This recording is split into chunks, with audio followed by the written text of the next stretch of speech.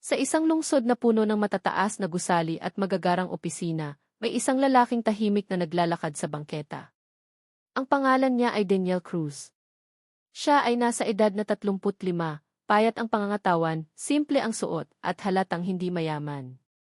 Suot niya ang lumang polo na bahagyang kupas na ang kulay, at sapatos na may kaunting punit sa gilid. Ngunit sa kabila ng itsura niya, may kakaibang tapang sa kanyang mga mata, isang tapang na galing sa maraming taon ng hirap at pagtitiis. Habang naglalakad siya, hawak niya ng mahigpit ang isang brown envelope. Sa loob nito ay ang kanyang resume, simpleng papel, walang mamahaling disenyo, walang makukulay na font. Ngunit ang bawat salitang nakasulat doon ay galing sa tunay na karanasan, pawis at sakripisyo. Ngayong araw ay mahalaga para kay Daniel. May interview siya sa isang malaking kumpanya na tinatawag na Golden Axis Corporation. Isa ito sa mga pinakarespetadong kumpanya sa lungsod, malaki ang kita, kilala ang mga executive, at maraming gustong magtrabaho rito. Para kay Daniel, ang interview na ito ay parang huling barahan niya. Ang simula ng kahirapan. Lumaki si Daniel sa isang mahirap na pamilya. Ang kanyang ama ay isang karpintero na kumikita lamang kung may proyekto. Ang kanyang ina naman ay naglalaban ng damit ng ibang tao. Madalas, kulang ang pagkain sa mesa. May mga gabi na tinutulog na lang nila ang gutom. Noong bata pa siya, pangarap ni Daniel na magkaroon ng maayos na buhay, hindi marangya, kundi sapat lamang para hindi na mag-alala sa kinabukasan. Ngunit maaga siyang natutong maging matatag. Sa murang edad, tumutulong na siya sa ama sa pagbitbit ng kahoy at gamit sa trabaho. Pagkatapos ng klase, naglalako siya ng tinapay sa kalsada para may dagdag kita ang pamilya. Sa kabila ng hirap, hindi siya tumigil sa pag-aaral. Naniniwala siya na ang edukasyon ang tanging daan palabas ng kahirapan. Kahit walang bagong notebook o sapatos, nagpursige siyang mag-aral. Mga taong puno ng pagsubok. Nakapagtapos si Daniel ng kolehiyo sa tulong ng scholarship at part-time na trabaho. Hindi madali.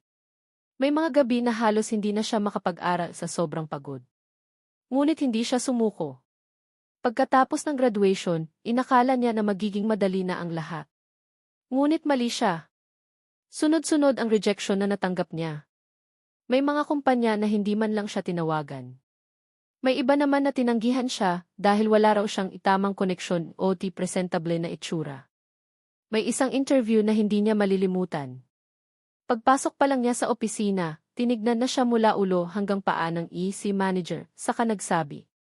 Sigurado ka bang dito ka nag-apply? Napahiya siya, ngunit nanahimik na lamang. Ang araw ng interview. Bumalik tayo sa kasalukuyan. Huminto si Daniel sa harap ng napakalaking gusali ng Golden Axis Corporation. Kumintab ang salamin ng gusali at kita sa loob ang mga taong nakasuot ng mamahaling damit. Napalunok siya. Saglit siyang nag-alinlangan. Dito na to, bulong niya sa sarili. Hindi ako susuko. Pumasok siya sa lobby. Ang sahig ay marmol, malamig sa paa. Lumapit siya sa reception desk. Good morning po, mahinahon niyang sabi. May interview po ako para sa posisyon na operations consultant. Tinignan siya ng receptionist, bahagyang tinaas ang kilay, at saka sinuri ang listahan. Nandito ang pangalan mo, malamig na sagot. Umupo ka muna doon. Habang naghihintay, napansin niya ang iba pang aplikante. Lahat sila ay mukhang propesyonal, makintab ang sapatos, plansado ang suit, may dalang mamahaling bag, may ilan na palihim siyang tinignan at nagbulungan. Siya ba yung aplikante? Parang naligaw lang. Narinig iyon ni Daniel, ngunit pinili niyang manahimik. Sanay na siya sa ganitong tingin ng mga tao. Sa loob ng interview room. Tinawag na ang pangalan niya. Pagpasok niya sa interview room, naroon ang tatlong interviewer. Isang EC manager. Isang department head. Isang senior executive. Pag-upo pa lang niya, ramdam na niya ang malamig na pagtanggap. Cruz, sabi ng GC manager, pakibasa nga ang resume mo. Ibinigay ni Daniel ang kanyang resume. Tahimik ang silid habang binabasa ito ng mga interviewer. Maya-maya, nagtanong ang department head. Wala kang experience sa malalaking kumpanya? Hindi po, sagot ni Daniel. Pero may malawak po akong karanasan sa pag-handle ng operations sa maliliit at medium na negosyo. Napangiti ng bahagya ang senior executive, ngunit hindi iyon magandang ngiti. So, sa madaling salita, wala kang sapat na exposure, sabi niya. Bago pa makasagot si Daniel, may narinig siyang mahinang tawa. Cruz, dagdag ng GC manager, alam mo bang napaka-competitive ng posisyon na ito? Maraming aplikante na galing sa kilalang unibersidad at may magagandang background. Tumango si Daniel. Opo, alam ko po. Pero naniniwala po ako na ang kakayahan ay hindi lang nasusukat sa pangalan ng paaralan. May isang interviewer na hindi napigilang tumawa. Interesting, sabi nito. Pero tingnan mo ang sarili mo. Sa tingin mo ba, babagay ka sa kumpanyang ito? Tahimik si Daniel. Ramdam niya ang pamumula ng kanyang mukha. Ngunit sa halip na magalit, huminga siya ng malalim. Hindi po ako mayaman, mahinahon niyang sagot. Pero handa po akong magtrabaho ng tapat at ibigay ang lahat ng kaya ko. Ang pagkakatawang hindi niya inasahan. Sa halip na seryosohin ang sagot niya, mas lalong naging magaan ang tono ng mga interviewer. Pasensya na, Ding Cruz, sabi ng senior executive habang bahagyang tumatawa. Pero parang hindi ka bagay dito. May isa pang nagsabi. Siguro mas okay ka sa mas maliit na kumpanya. Ramdam ni Daniel na tapos na ang interview kahit hindi pa opisyal na sinasabi. Ngunit tumayo siya ng maayos. Salamat po sa oras ninyo, magalang niyang sabi. Masaya po akong nabigyan ng pagkakataon. Paglabas niya ng silid, may ilan pang empleyado ang napatingin sa kanya at nagbulungan. May isang tahasang tumawa. Lumabas siya ng gusali ng tahimik. Walang luha, walang reklamo, ngunit mabigat ang dibdib niya. Isang lihim na hindi alam ng lahat. Habang naglalakad si Daniel palayo sa gusali, walang nakakaalam ng isang mahalagang katotohanan. Ang lalaking pinagtawanan nila, ang lalaking minamaliit nila, ay hindi karaniwang aplikante. Sa likod ng kanyang simpleng itsura, may isang lihim na kwento, isang kwento ng tagumpay, talino at tahimik na paghahanda. At ang lihim na iyon ay magbabago ng kapalaran ng Golden Axis Corporation kinabukasan. Paglabas ni Daniel Cruz sa gusali ng Golden Axis Corporation, bahagyang uminit ang sikat ng araw sa kanyang mukha. Ngunit sa kabila ng liwanag sa paligid, mabigat ang kanyang dibdib. Hindi dahil sa galit, kundi dahil sa pamilyar na pakiramdam ng maliitin at husgahan. Huminto siya sa gilid ng kalsada. Maraming sasakyan ang dumaraan, abala ang mga tao sa kani-kanilang buhay. Para sa kanila, isa lamang siyang karaniwang lalaki na galing sa interview at mukhang bigo. Walang nakakaalam na ang katahimikang iyon ay simula ng isang malaking pagbabago. Huminga siya ng malalim. Ganito na naman, bulong niya sa sarili. Pero sanay na ako. Mga alaala ng nakaraan. Habang naglalakad si Daniel pauwi, bumalik sa kanyang isipan ang mga alaala ng nakaraan, mga panahong mas masakit pa kaysa sa naranasan niya ngayon. Naalala niya ang unang negosyo na itinayo niya matapos makapagtapos ng kolehiyo. Maliit lamang iyon, isang repair shop para sa mga sirang makina at kagamitan sa pabrika. Siya mismo ang nag-aayos, nakikipag-usap sa kliyente, at nagbubuhat ng mabibigat na piyesa. Maraming beses siyang niloko ng supplier. May mga kliyente ring hindi nagbabayad sa oras. Ngunit hindi siya sumuko. Sa halip, natuto siya. Natuto siyang magbasa ng kontrata, mag-analisa ng gastos, at magplano ng operasyon. Kalaunan, lumaki ang maliit na repair shop. Naging 2, 3 hanggang 5 ang kanyang tauhan. Hindi man kilala ang pangalan niya, kilala naman siya sa mga taong nakatrabaho niya, bilang isang tapat, matalino at makatarungang negosyante. Ngunit pinili niyang manatiling tahimik. Hindi siya mahilig magyabang. Mas gusto niyang kumilos sa likod ng eksena. Ang lihim na mundo ni Daniel. Sa isang simpleng apartment umuwi si Daniel. Maliit ang espasyo pero malinis at maayos. Pagpasok niya, inilapag niya ang brown envelope sa mesa at umupo sa lumang silya. Tahimik ang paligid. Mula sa isang drawer, kinuha niya ang kanyang laptop, hindi bago, ngunit sapat para sa kanyang pangangailangan. Binuksan niya ito at agad lumabas ang ilang dokumento at graphs. Kung may makakakita lamang, magugulat sila. Sa screen ay makikita ang financial reports, market analysis, at investment portfolios. Hindi ito gawa ng karaniwang aplikante. Ito ay gawa ng isang taong matagal nang nag-aaral ng galaw ng negosyo, lalo na ng Golden Axis Corporation.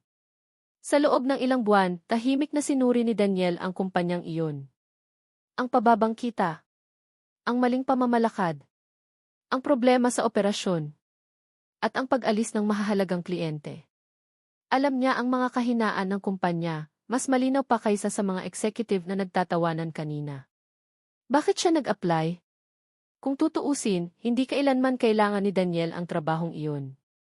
Hindi siya desperado sa sweldo. Hindi rin niya kailangan ang titulo. Nag-apply siya para subukan ang kumpanya. Para makita kung bukas pa ba sila sa tunay na kakayahan, o bihag na sila ng itsura at pangalan. At malinaw ang sagot. Sayang, mahinang sabi niya habang tinitignan ang screen. Hindi nila nakita. Ngunit sa halip na magalit, napangiti siya. Hindi bale, dagdag niya. May ibang paraan. Sa loob ng Golden Axis Corporation. Samantala, sa loob ng Golden Axis Corporation, nagpatuloy ang normal na araw ng trabaho.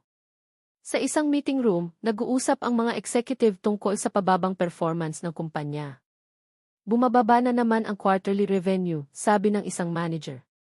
May dalawang malaking kliyente ang umatras. Marketing ang problema, sagot ng isa. O baka operations. Walang malinaw na direksyon. Ang ihisi ng kumpanya, si Richard Velasco, ay tahimik lamang na nakikinig. Halatang pagod na siya. Hindi alam ng karamihan na matagal na niyang iniisip na ibenta ang kumpanya, kahit bahagi lamang. Hindi na niya kayang ayusin mag-isa ang lumalalang problema. At sa parehong araw na iyon, may isang email siyang natanggap mula sa isang investment group. Isang grupo na tahimik, ngunit kilala sa pagbili at pag-ayos ng mga kumpanyang malapit ng bumagsak. Ang investment group na walang mukha. Ang pangalan ng grupo ay Aurelius Holdings. Hindi ito madalas lumabas sa balita. Walang flashy na press release. Ngunit sa mundo ng malalaking negosyante, kilala ito bilang isang grupo na bumibili ng kumpanya sa tamang oras. Inaayos ang sistema. At ginagawang muli itong matagumpay. Ang nakasaad sa email ay simple. Interesado kaming pag-usapan ang posibleng acquisition ng Golden Axis Corporation. Nanlaki ang mata ni Richard Velasco. Hindi niya inaasahan ito, lalo na sa ganitong panahon. Agad siyang nag-reply at nag-set ng meeting kinabukasan. Hindi niya alam na ang taong nasa likod ng Aurelius Holdings ay ang lalaking pinagtawanan nila kanina. Gabi ng paghahanda. Sa gabing iyon, muling bumalik si Daniel sa kanyang laptop. May video call siya kasama ang ilang tao, mga partner niya sa Aurelius Holdings. Kamusta ang interview? Tanong ng isa. Napangiti si Daniel. Gaya ng inaasahan. May bahagyang katahimikan. Handa na ba tayo? Tanong ng isa pa. Tumango si Daniel. Mas handa kaysa sa iniisip nila. Pinag-usapan nila ang detalye. Ang valuation ng kumpanya. Ang mga kondisyon. Ang mga pagbabagong gagawin kapag natuloy ang acquisition. Hindi emosyon ang pinaera ni Daniel, kundi linaw ng isip at estratehiya. Ang huling gabi bago ang pagbabago. Bago matulog, tumingin si Daniel sa bintana ng kanyang apartment. Kita sa malayo ang ilaw ng lungsod, kasama ang gusali ng Golden Axis Corporation. Naalala niya ang mga tawa. Ang mga tingin. Ang pangmamaliit. Ngunit wala siyang hinanakit. Bukas, mahinang sabi niya. Magbabago ang lahat. Hindi para maghiganti. Kundi para ipakita na ang tunay na halaga ng tao ay hindi nasusukat sa damit. Hindi sa itsura. At lalong hindi sa unang tingin. Isang umagang puno ng gulat. Kinabukasan, maagang pumasok sa opisina ang mga empleyado ng Golden Axis Corporation. May kakaibang tensyon sa hangin. May meeting daw kasama ang isang malaking investor. Walang nakakaalam kung sino. Habang naghahanda ang conference room, walang sinuman ang nag-isip na ang investor na iyon ay ang parehong lalaking tahimik na lumabas ng gusali kahapon. Dala ang brown envelope at ang ngiting puno ng lihim. Maagang gumising si Daniel Cruz sa araw na iyon. Malamig ang simoy ng hangin sa lungsod, pero sa puso niya, may init ng determinasyon. Alam niya na ngayon ay magiging mahalaga ang bawat hakbang, bawat salita, at bawat kilos niya. Hindi ito basta ordinaryong araw, ang lahat ng pinaghirapan niya sa nakaraang taon ay magbubunga ngayon. Humarap siya sa salamin sa maliit niyang apartment at huminga ng malalim. Tiningnan ang simpleng polo at lumang pantalon na suot niya. Sa iba, maaaring ordinaryo lang ito, ngunit sa kanya, simbolo ito ng matagal na pagtitiis ng kanyang mga pinaghirapang karanasan. Hindi niya kailangan ng mamahaling damit o sapatos para patunayan ang sarili. Paghahanda sa pagpupulong. Bago pumasok sa gusali ng Golden Axis Corporation, inayos ni Daniel ang lahat ng dokumento. May handout siya na naglalaman ng komprehensibong plano kung paano iaayos ang kumpanya. Pagsusuri sa kasalukuyang operasyon. Pagpapabuti ng efficiency at productivity. Pagkakamit muli ng mga dating kliyente. Strategic plan para sa market expansion. Sa kanyang isip, malinaw na ang estratehiya.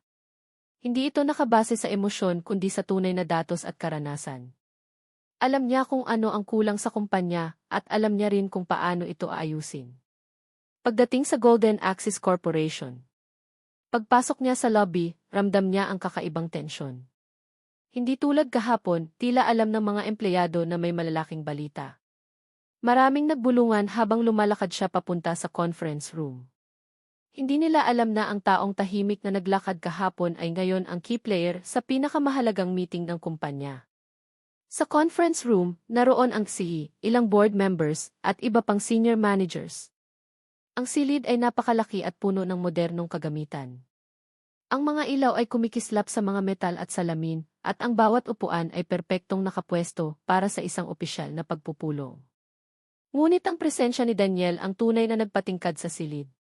Simula ng pagpupulong. Tumayo si Daniel at may ngiting magaan, ngunit puno ng kumpiyansa. Magandang umaga sa inyong lahat, bati niya.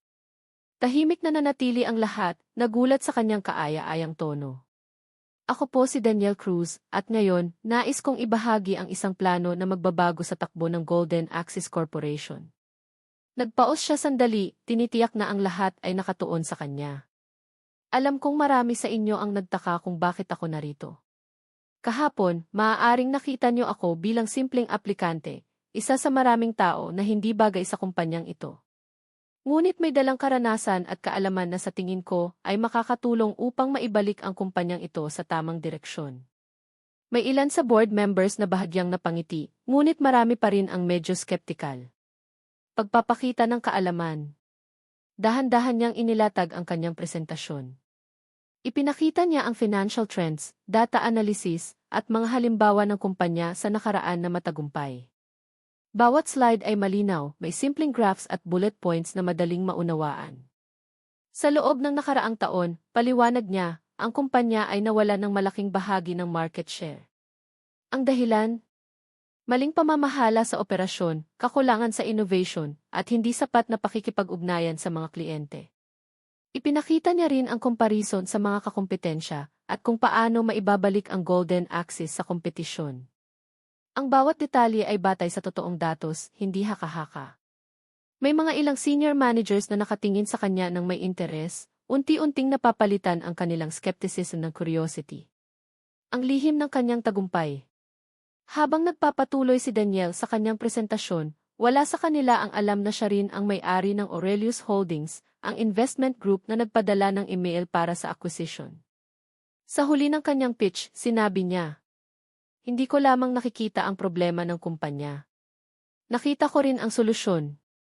At handa akong tulungan itong maisakatuparan." Sa pamamagitan ng strategic acquisition at tamang pamamahala, maaari nating maibalik ang Golden Axis Corporation sa dating tagumpay. Tahimik ang silid. Ang ilan ay hindi makapaniwala. Ang iba, nagtataka kung sino talaga si Daniel. Ang reaksyon ng CC. Tumayo si Richard Velasco, CEO ng Golden Axis. May halong pagkamangha at pag-aalinlangan sa kanyang mukha. "Daniel, kung tama ang pagkakaintindi ko," sabi niya, "ikaw mismo ang may-ari ng investment group na nais bumili sa kumpanya namin." Tumango si Daniel. "Opo, sir. At hindi lamang bilang investor. Bilang isang taong may karanasan sa operasyon at pag-unlad ng negosyo, nais kong matulungan ang kumpanya na muling umangat." May katahimikan sa silid. Ang mga dating nagtatawanan sa kanya sa interview, ngayon ay nakatingin sa kanya na may respeto at kaunting pagkabigla. Ang pagbili ng kumpanya. Pagkatapos ng maikling diskusyon, nagpa siya ang board at ang Sisimulan ang proseso ng acquisition sa susunod na linggo. Si Daniel ay magiging executive director, may kapangyarihan sa mga estratehikong desisyon. Ang kanyang plano ay agad ipatutupad upang maiwasan ang karagdagang pagkawala ng kita. Ang lahat ay nagulat, lalo na ang mga taong pinagtawanan siya kahapon. Hindi nila inaasahan na ang simpleng lalaki na kanilang binigyan ng maliwanag na pagtawa ay magiging may kontrol sa kumpanya kinabukasan. Ang reaksyon ng mga empleyado. Habang lumalabas si Daniel sa conference room, napansin niya ang mga empleyado na nakamasid sa kanya sa hallway. May ilan na tahimik na humanga, may ilan na nagulat, at may ilan na hindi makapaniwala. Ngunit sa kabila ng lahat, may isang bagay na malinaw. Ang respeto na dati ay wala, ngayon ay unti-unting nabuo. Hindi dahil sa kanyang itsura, hindi dahil sa damit, kundi dahil sa kanyang kakayahan, determinasyon, at malinaw na plano. Ang simula ng bagong yugto. Sa susunod na mga araw, sinimula ni Daniel ang implementasyon ng kanyang plano. Pagsasaayos ng operasyon. Pag-restructure ng team. Pag-reconnect sa mga kliyente. Pagpapakilala ng bagong marketing strategy. Hindi naging madali. May mga tumututol at may mga nagduda pa rin sa kanyang kakayahan. Ngunit sa bawat hakbang, pinatunayan niya na ang kanyang kaalaman at karanasan ay higit pa sa mga unang impresyon na ginawa ng kanyang simpleng itsura. Isang paalala sa lahat. Ang kwento ni Daniel ay hindi lamang tungkol sa tagumpay o kayamanan. Ito ay tungkol sa tiwala sa sarili kahit pinagtatawanan. Determinasyon sa kabila ng pagtanggi. Kakayahang makita ang oportunidad kahit sa mga lugar na iba ang nakikita. Ang simpleng lalaki na tinawanan kahapon, ngayon ay may kapangyarihan na hindi lamang baguhin ang kumpanya, kundi ang buhay ng mga taong nakapaligid sa kanya. Kinabukasan ng pagpupulong, dumating si Daniel Cruz sa opisina ng maaga. Hindi na siya simpleng aplikante, ngayon, siya na ang maihawak ng plano at may karapatan sa operasyon ng Golden Axis Corporation. Ngunit sa kabila ng bagong posisyon, nanatili siyang tahimik, mababa ang tono at mahinahon. Hindi siya nagpakita ng kayabangan, alam niyang ang tunay na respeto ay pinapakita sa gawa, hindi sa salita. Lumakad siya sa hallway. Maraming empleyado ang nakamasid sa kanya, ang ilan ay napatingin sa kanyang simpleng suot, ngunit may halong pagtangay ng kilay at pagkabigla. Sila mismo ay hindi makapaniwala na ang lalaking kahapon ay isang mahirap na aplikante, ngayon ay executive director na may planong baguhin ang kumpanya. Ang unang hakbang, pagkilala sa kumpanya. Bago magsimula ang operasyon, pinili ni Daniel na kilalanin muna ang mga empleyado at ang mismong sistema. Hindi siya nagmadali. Tumungo siya sa bawat departamento. Operations. Marketing. Sales. Human resources. Nakipag-usap siya sa mga empleyado, nagtanong, at nakinig sa kanilang opinyon. Hindi siya nagpakita ng pagkakilala sa sarili bilang may-ari sa unang pagkakataon.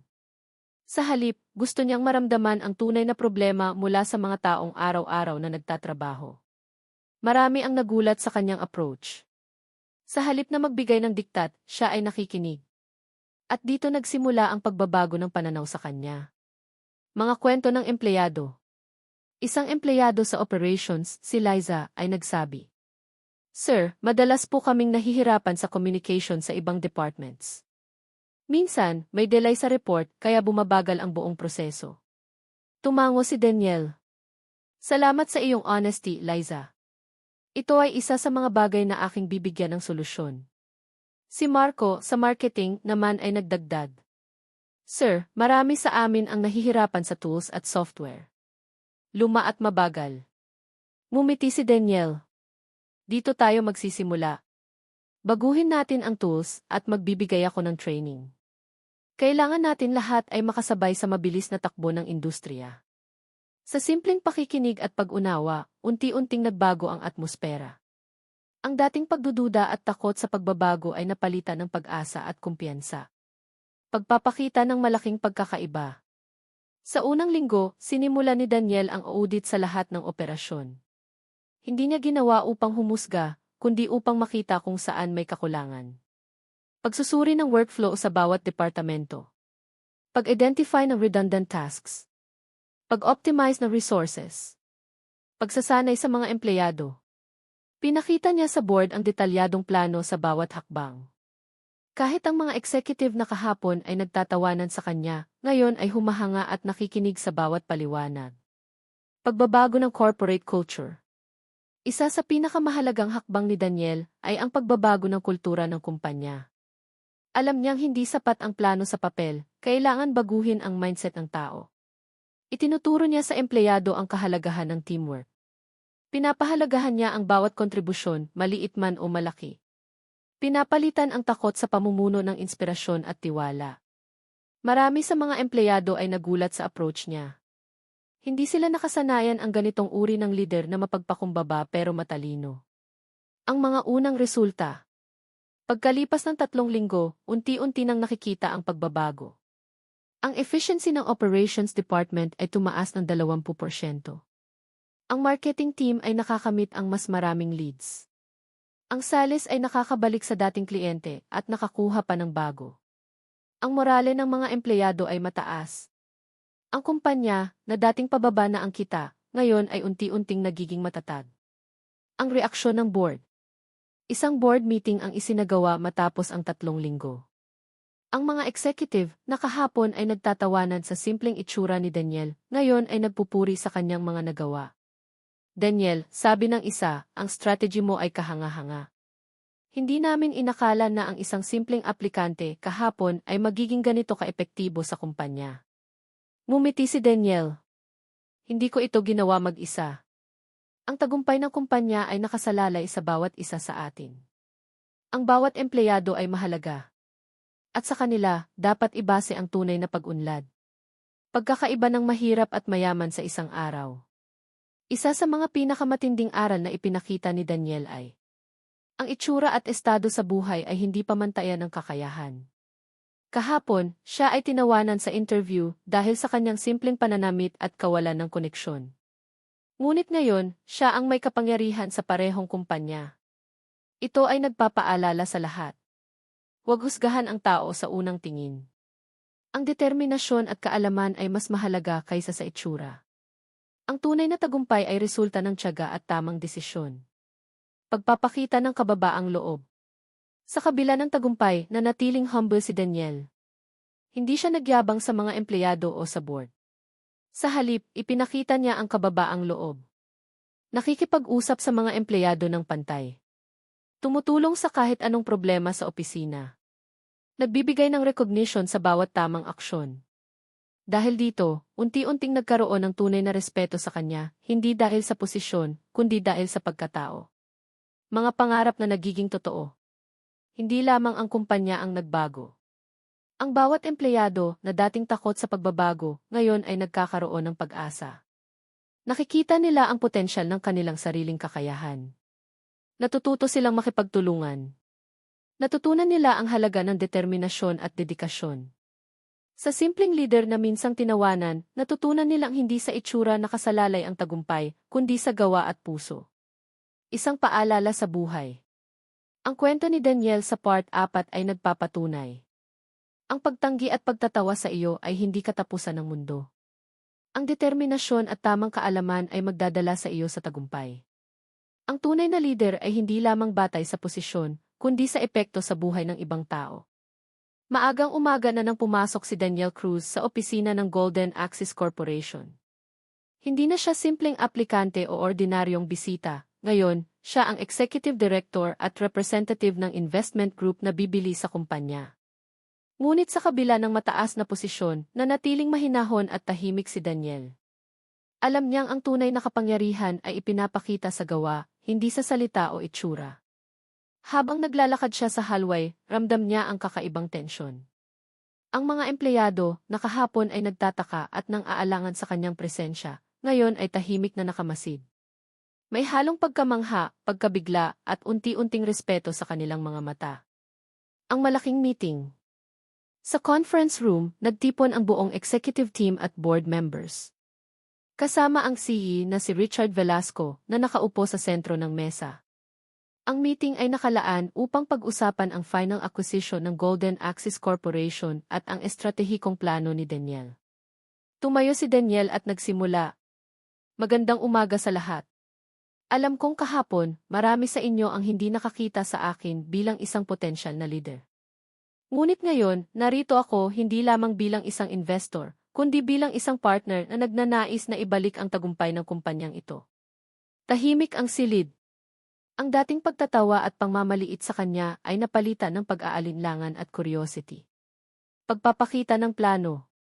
Ipinakita ni Daniel ang buong plano. Financial restructuring, pagbabawas ng hindi kailangan na gastos, at pag-optimize ng resources.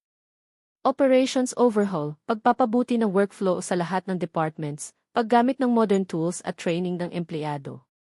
Client retention & acquisition, pag-reconnect sa mga dating kliyente, at pagkuha ng bagong markets.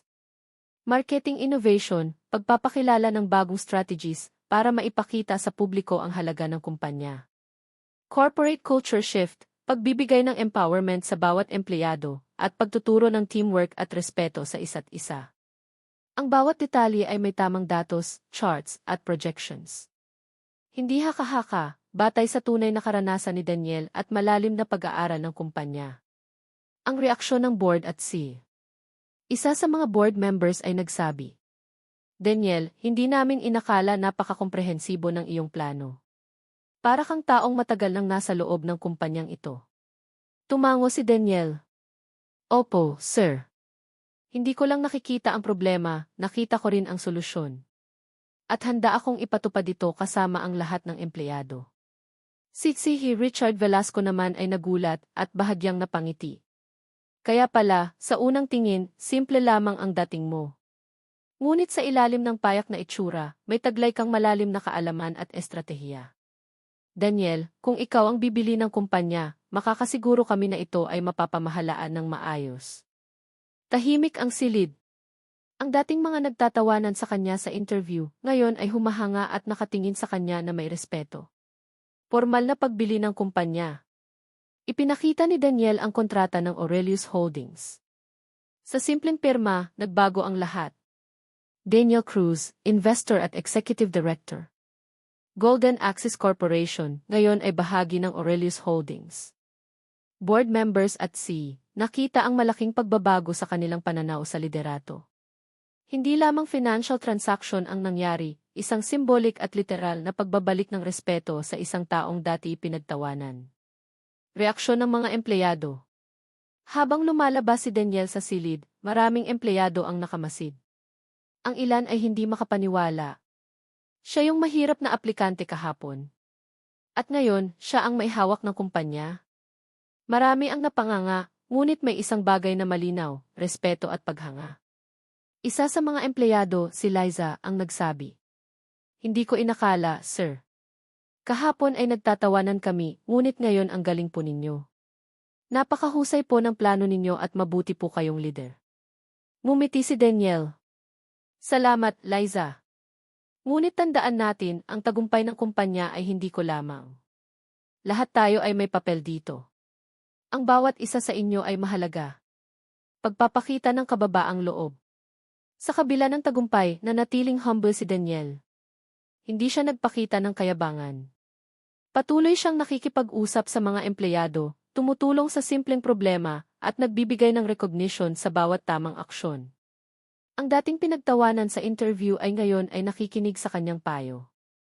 Ang dating mga skeptical ay nagiging supportive team. Ang kumpanya ay unti-unting bumabalik sa tagumpay at maayos na operasyon. Mga unang resulta ng bagong pamamahala. Sa loob ng unang buwan, revenue ng kumpanya ay tumaas ng 25%. Client retention ay tumaas ng 40%. Employee satisfaction at morale ay mataas. Ang workflow at efficiency ay mas mabilis at malinaw. Ang mga bagong systems na ipinatupad ni Daniel ay nakatulong hindi lamang sa kumpanya, kundi sa bawat empleyado. Nakita nila na ang kanilang mga input ay mahalaga at ang kanilang dedikasyon ay nagbunga ng resulta. Pagwawakas ng aral ng kwento.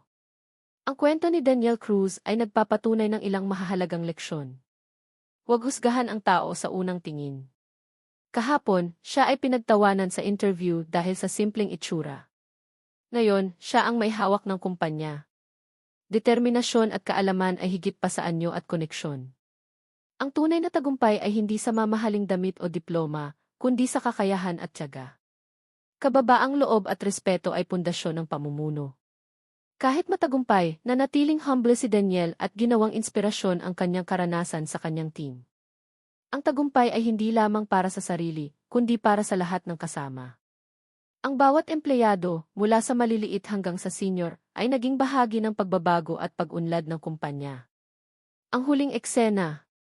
Sa pagtatapos ng araw, tumayo si Daniel sa labas ng opisina.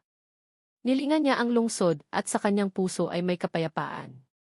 Mula sa lalaking pinagtawanan sa interview. Mula sa simpleng aplikante na walang koneksyon. Mula sa taong naglakad sa kalsada na may brown envelope. Ngayon, siya ay leader, investor, at inspirasyon. Ang kwento niya ay hindi lamang tungkol sa tagumpay sa negosyo. Ito ay tungkol sa pagtitiis, determinasyon, at tunay na halaga ng tao. At sa bawat empleyado na noon ay nagduda, ngayon ay may pagkilala at respeto, dahil ang isang simpleng tao ay may kakayahang baguhin ang mundo, kahit isang kumpanya lamang sa isang araw. Final message for viewers.